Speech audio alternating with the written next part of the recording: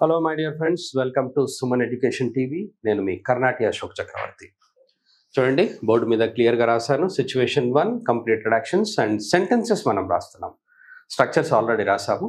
Subject, have form, అలాగే V3 other words, right? అలా రాసాము. Important point కూడా మీకు చెప్పాను. అది ఏంటి అంటే when and what time are not used. When you are writing WH questions, these two words you should not take. ఈ 2 వర్డ్స్ని మనము తీసుకోవద్దు, ఎందుకంటే పాస్ట్ ఇండికేటర్స్ మనం యూజ్ చేయం కాబట్టి. రైట్, సెంటెన్సెస్ ఎలా ఉంటాయో చూద్దాం ఒకసారి.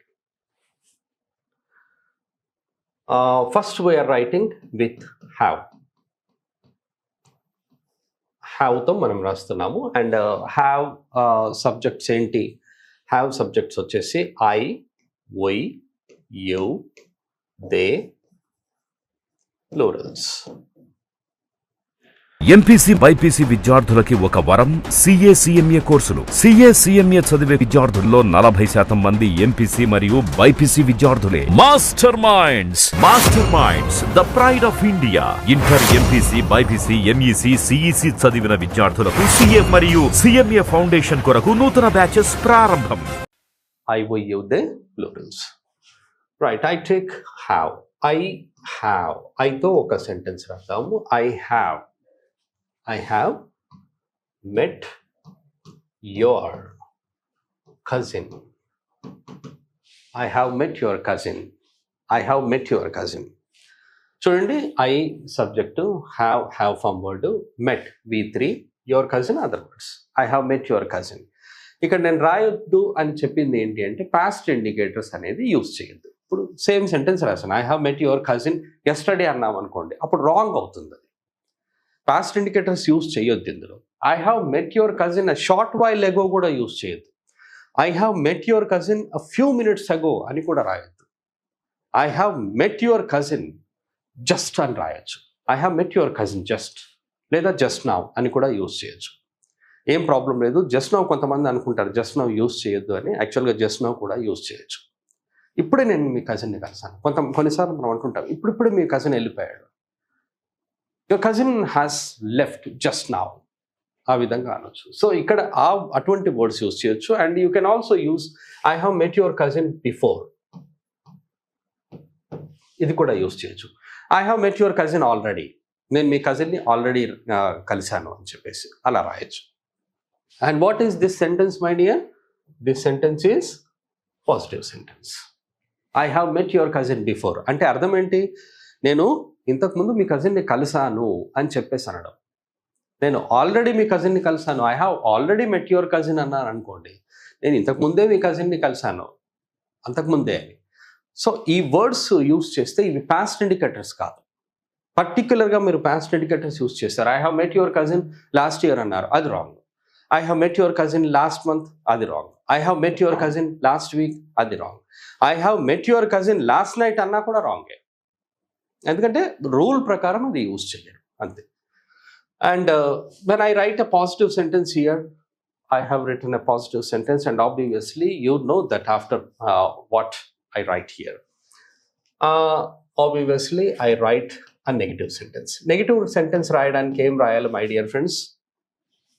సబ్జెక్ట్ తీసుకోవాలి, హెల్పింగ్ వర్బ్ తీసుకోవాలి, మళ్ళీ నాట్ రాయాలి. నాట్ ఎక్కడ రాయాలి? Wear should I right not? I should take the help of not. I take not and I write that not after helping verb. And what is helping verb here? Have అనేది helping verb. Okay? I have not. I have not లేదా I haven't అని కూడా అనొచ్చు. I haven't met your cousin before. I haven't met your cousin before అంటే నేను మీ cousin ఇంతకుముందు కలవలేదు అని అర్థం. And what is this sentence my dear? This sentence is negative. ఇది negative.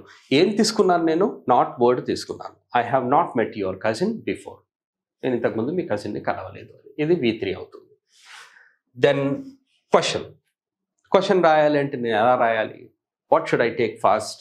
First I should take helping verb. Helping verb ఏంటి ఇక్కడ? Have I met your cousin before. Have I met your cousin before. Helping verb question. Okay, నేనేమి చేయలేదు చూడండి, just helping వర్బ్ని తీసుకొని బిగినింగ్లో రాశాను.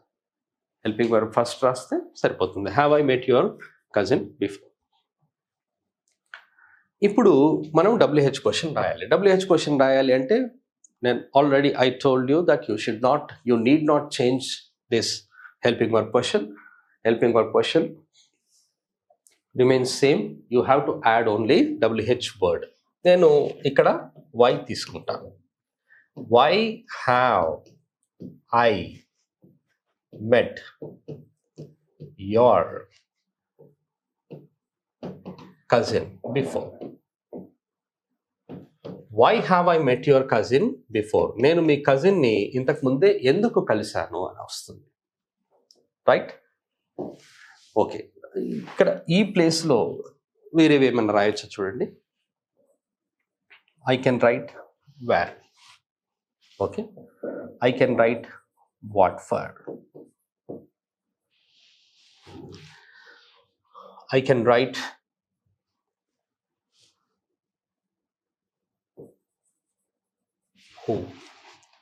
Who అని రాసినప్పుడు మనకు ఐ రాదు చూడండి. Who have met your cousin before. Who have met your cousin before.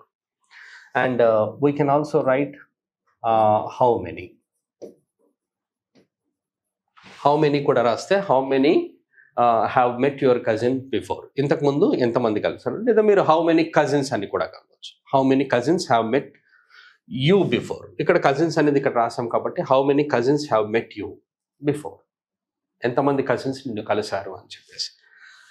You should always remember that I ప్లేస్లో ఏదైతే ఐ ఉందో ఈ ఐ ప్లేస్లో you can write we, you, they and plurals. ఏదైనా ప్లూరల్ నేమ్స్ కూడా మీరు రాయొచ్చు, more than one name. And I hope you have remembered this. మనము వెన్ కానీ వాట్ టైం కానీ యూజ్ చేయొద్దు.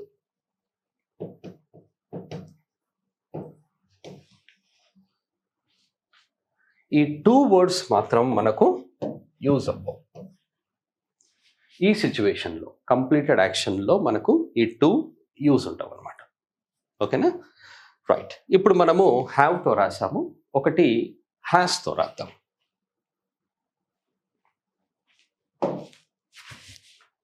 Has sentence. Okay, has sentence and has structures, subjects are he, she, it, then singulars. And now we will write sentence.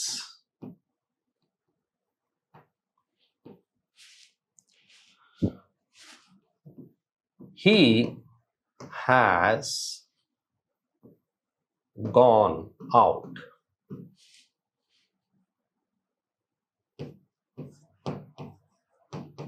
Just. He has gone out just. అతను ఇప్పుడిప్పుడే బయటికి వెళ్ళాడు అని. He has gone out just. He has just gone out అని కూడా అనొచ్చు. ఈ ప్లేస్లో you can write she, it or any name. ఏదైనా ఒక నేమ్ ఉందనుకోండి. ఇప్పుడు సోహెల్ అని ఉంది. Sohel has just gone out. Sohel has gone out just. లేదా సునీల్ అని ఉంది. Sunil has just gone out. Anil అని ఉంది. Anil has just gone out. Okay, ఈ విధంగా మనము ఏదైనా సింగులర్తో మనం సెంటెన్స్ రాయొచ్చు. And now this becomes a positive sentence. ఇది పాజిటివ్. పాజిటివ్ రాసిన తర్వాత I will write a negative sentence. He has not gone out. He has not gone out. Okay, negative sentence. ఇక్కడ జస్ట్ అనేది ఆప్షనల్ వర్డ్. మనకు ఎక్కువగా నెగిటివ్లో extra words ఎక్కువగా రావు. నెగిటివ్లో అది optional word. If you use that is not wrong. He has not gone out just అని కూడా అనొచ్చు. అతను ఇప్పుడిప్పుడే వెళ్ళలేదు అని చెప్పొచ్చు. Okay, if I want to write a question, then what should I write? Has he gone out just. Has he gone out just. Has he gone out just. Okay, ఇప్పుడు నేను WH క్వశ్చన్ రాస్తాను. Why has he gone out just. Why has he gone out just? Why has he gone out just? ఇక్కడ మనము ఈ సెంటెన్స్లో ఈ we ప్లేస్లో what should I write, what can I write? Where has he gone out just, అతను ఎక్కడికి వెళ్ళాడు అని వస్తుంది. Same sentence. చూడండి, హెల్పింగ్ వర్క్ క్వశ్చన్ నేనేం చేంజ్ చేయలేదు. హెల్పింగ్ వర్క్ క్వశ్చన్కి నేను WH వర్డ్స్ యాడ్ చేస్తున్నాను. Can you write who? హూతో వస్తుందా చూడండి. హూ హ్యాస్, సబ్జెక్ట్ రాదు. Who has, he gone out రాదు కదా. Who has gone out just.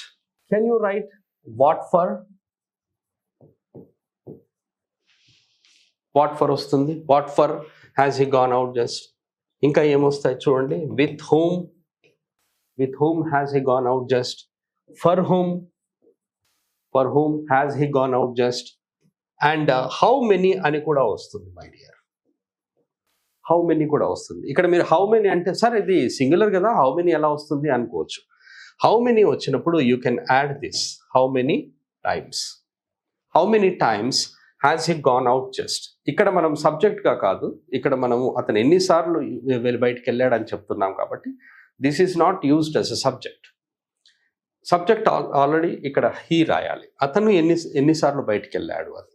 How many times has he gone out just అనొచ్చు, లేదా how many times has he gone out అని చెప్పి అనొచ్చు. అంటే అతను ఎన్నిసార్లు వెళ్ళాడు అని. ఇప్పుడిప్పుడే ఎన్నిసార్లు వెళ్ళాడు అంటే how many times has he gone out just. ఇప్పుడిప్పుడే అతను ఎన్నిసార్లు బయటికి వెళ్ళాడు అని. సో ఈ విధంగా రాయొచ్చు my dear. And have has sentences మనము ఫినిష్ చేసాము. Have has, right. ఒక సెంటెన్స్ హ్యావ్తో, ఒక సెంటెన్స్ హ్యాస్తో రాసాము. అలాగే ఇప్పుడు హ్యావ్ హ్యాస్ రాసిన తర్వాత మనము ఒక కాన్వర్జేషన్ రాస్తాం. ఆ కాన్వర్జేషన్ అనేది నెక్స్ట్ వీడియోలో చూడండి. Don't forget. And the practice చేయడం కోసం కాన్వర్జేషన్ మీకు బాగా హెల్ప్ అవుతుంది. Completed actions conversation in the next video. Thank you very much and have a nice time, have a nice learning. All the best. Suman టీవీలో మీ personal and business promotions కోసం కింది నెంబర్కి contact చేయండి.